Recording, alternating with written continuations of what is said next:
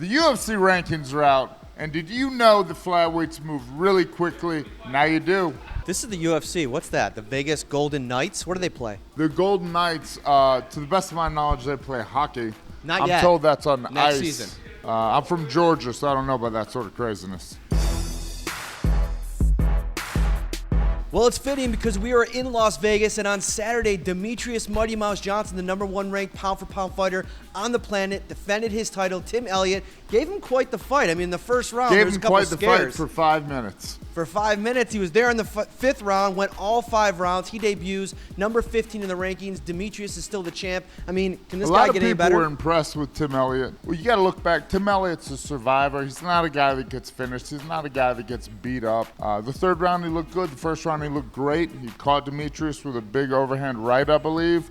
He has a wicked guillotine. He almost had that. However, you saw just the poise out of Demetrious Johnson, the ability to find somebody's weakness. He found that he could beat Elliott in the scrambles, and he made the last 10 minutes of the fight one big scramble, easily winning the fight. What's next here? I mean, do we want to see him defend that title for the 10th time? Do you want to see the super fight? What do you want from Demetrious, who, by fighting age, I mean, he's still pretty much in his prime? I think maybe, I don't know, maybe DJ's got to super fight it up, move up a little, huh? Mm-hmm. Well, we're going to stay right there. Joseph Benavidez and Cejudo delivered in the co-main event. They both went out there. Cejudo dropped him in the first round. Got a point deducted because of 2 groin shots, but a lot of people may have scored the fight for Cejudo. How did you have it? I thought, the first round was kind of a draw. Second round, Cejudo. Third round, Benavidez. Pretty close to a draw, or with the point, you give it to Benavidez. So I think a lot of people are saying, hey, if you don't take that point, Cejudo wins the fight. So for Cejudo, were you surprised at all? I mean, you take his performance against Demetrious Johnson, finished in the first round. No, he looked great. He put his striking together better than I've ever seen him before. I wasn't blown away with his first performances in the UFC when he missed weight, had trouble making weight. He hit guys hard, knocked the guy down, but he just wasn't putting it together. There's a simpler way to say that, Forrest. He wasn't putting it together. He put it together in this fight.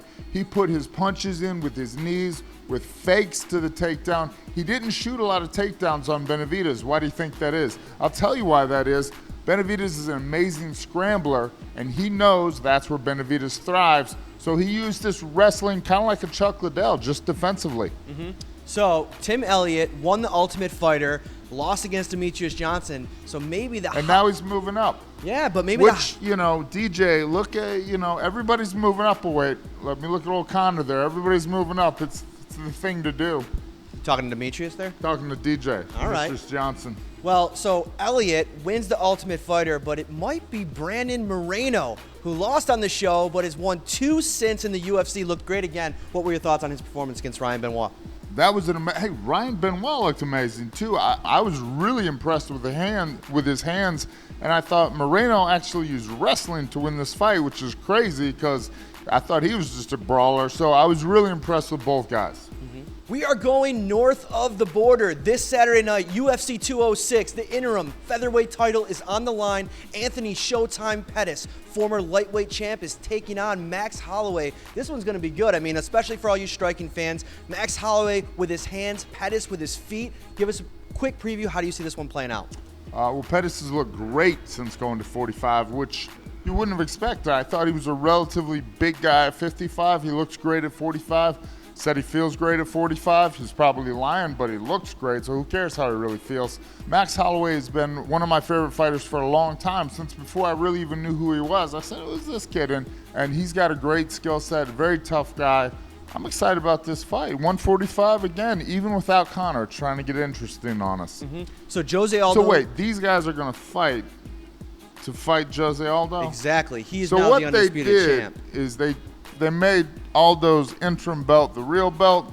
These guys are going to fight for the interim belt, and then I assume the winner of this has to fight Jose Aldo. Exactly. All right. Pettis, Holloway, who poses the tougher challenge to Aldo, in your opinion? Pettis. I thought Pettis Aldo would have been a great fight back in the day, and Aldo's way too big. And when they were both fighting in the WC, they were talking about a super fight. Yeah, see, so all things come to fruition for those who wait, and In the co-main event, Donald Cowboy Cerrone at 170, going for 4 in a row. He's taking on the immortal one, Matt Brown. It's going to be awesome. What do you think about this one? Yeah, I mean, you talk about two guys that legitimately fight when they come to fight. You know, these are two guys that fight. I don't see how this can be a boring fight. I've been wrong before, but I'm not wrong about this. In fact, I'm mostly wrong. But this is going to be an amazing fight. You're welcome, Canada. With Brown and Cerrone, two guys that in the past have struggled with kicks to the body. I mean, do you think that that's going to be the game plan? I mean, who's going to go to the body first and go to the body best? They're just going to Rochambeau with body kicks. It's going to be phenomenal. For Cerrone, he's ranked number 5 already at welterweight on the strength of these 3 straight wins in the division. Crushing it. Matt Brown's ranked number 14th, but this has been a perennial top 10 Coming guy. off a loss, but you got to think he's fought Johnny Hendricks when Johnny was the man. He fought Lawler. He's fought most of the awesome guys at the top 5. A win here puts him squarely behind Damian Maia. As always, go to UFC.com for the complete rankings. I spoke to some kids this week at his wife's school, and I literally told them, if you don't get your act together, you're going to end up living in a van down by the river. And they didn't think it was funny. Losers. It's like they weren't around to watch SNL in the 90s. Dorks.